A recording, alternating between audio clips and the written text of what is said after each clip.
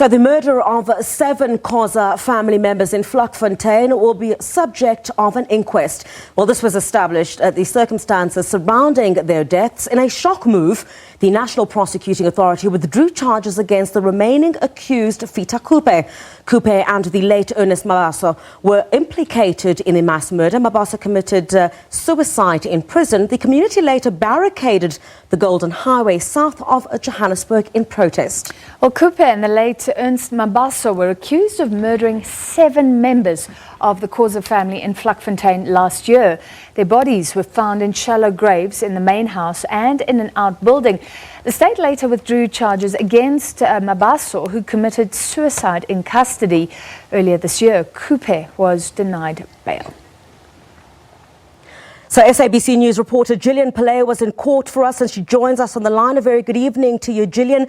Now, this particular matter will be referred for an inquest.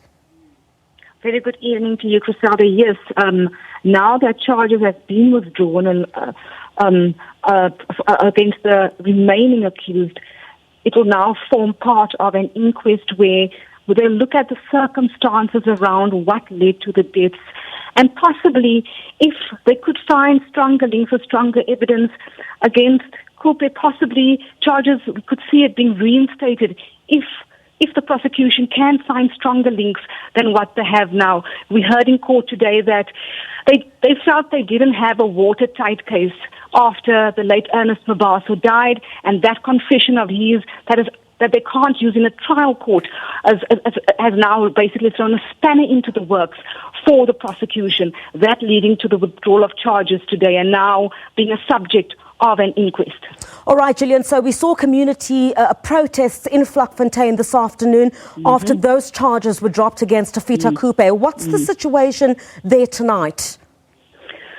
So the community were not in court when this very crucial verdict was being handed down. They tell us that they were not informed by the prosecuting authority around today's sitting. They were told about a next week's sitting where this particular verdict would be handed down. When we went into the community shortly after the ruling was made, they were naturally shocked but incensed and quite disappointed in the justice system, who they had thought with the bail hearing of Khupe, where it was said that there was really a strong case to answer, and that's when they took the anger spilled onto the streets.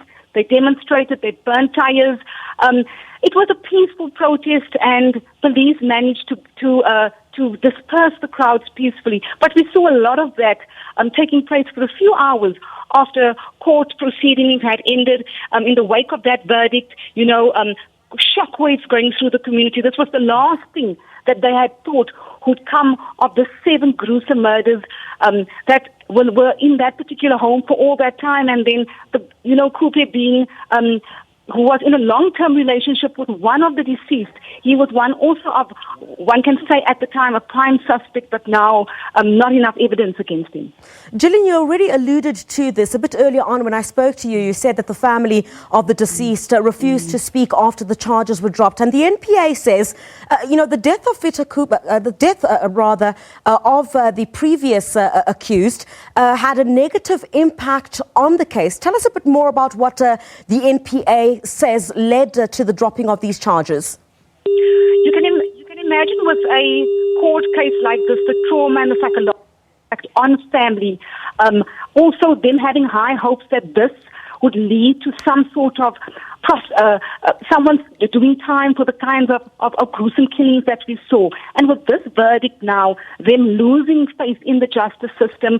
But we knew from the onset when we had broken the news, Griselda, that Mabaso had allegedly committed suicide, we knew that this had thrown the case, the state's case, had weakened the state's case rather, and that this was not going to be enough for them to move to trial stage. This is what was articulated shortly after that alleged suicide of Mabaso. The family knew this.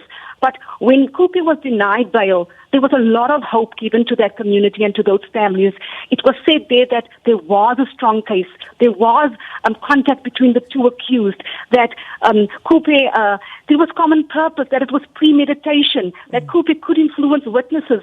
So from that particular outcome, with him being denied bail earlier in this year, the community and naturally the family, they were very hopeful. And this was the last thing that they thought would happen. Yes, the NPA says they were in consultations with some of the family members, but the ones we spoke to, most of them were not aware that today's court sitting had even taken place, or that this was the decision that the NPA would come to. So very disappointing, naturally, incensed, but also feeling that justice is really not there for communities like Vlakfontein, where we saw this mass murders taking place. All right, we seem to have a break in transmission there with our colleague Gillian. Pillay, of course, was monitoring that situation for us at court, where the murder charges had been dropped against the last accused in the Vlakfontein murders. The community there up in arms, saying they were not informed about the court sitting today. And some of the family members that Gillian Pillay had spoken to, or rather the community members, say that they were not informed that those charges will be dropped today. We're hoping to try and get hold of the National Prosecuting Authority, but we've been unsuccessful at this time, Francis.